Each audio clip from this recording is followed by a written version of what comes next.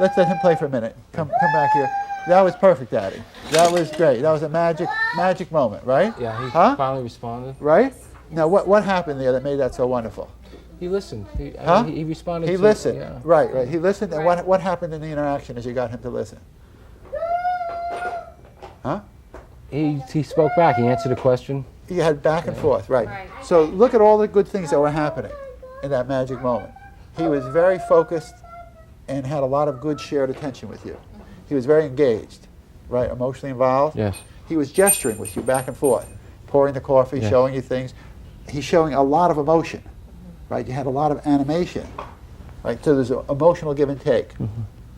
And he was problem solving. He was doing something that was organized and purposeful, serving you the coffee, Yes. right?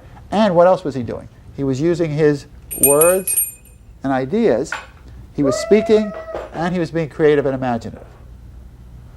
So look at all the things we got cooking in that magic moment. We look at these 5 or 6 levels that the mind works at, from attention to engagement to simple gesturing to back and forth problem solving to using ideas imaginatively and creatively and eventually using ideas logically. So he was doing all 5 levels at the same time, which is what we've been working on. And you did it by joining his interest, but then, Daddy, you didn't just join his interest because he liked to jump around. Yes. He wanted to go from the coffee to the other things. And you challenged him to respond to what you were doing, but it was in the context of a theme he had set up. He had set up the theme of, let's make some coffee, and you were being silly and saying, I want more coffee, you know? Yes. And finally he responded, gave you the more coffee. But even when he didn't want to respond, when he wanted you to do his thing, he was negotiating with you. He was gesturing, he was verbalizing, and you got a lot of great interaction going. So this is what we want to do more of, that rapid back and forth communication. And it takes a while because you have to find the rhythm, he'll be shifting gears very quickly from one activity to another. He'll be tuning you out some of the time.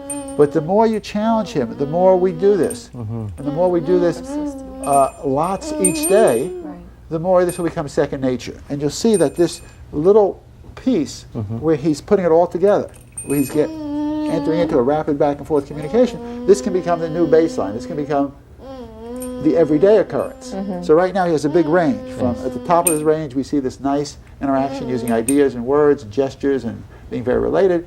And at the bottom of his box, he tends to more get a little preoccupied with his agenda, get a little more self-absorbed, sometimes a tiny bit repetitive. Yes. Right? And we see this big range. And our idea is to keep him at the top of the range as much as we can and move the whole box upward.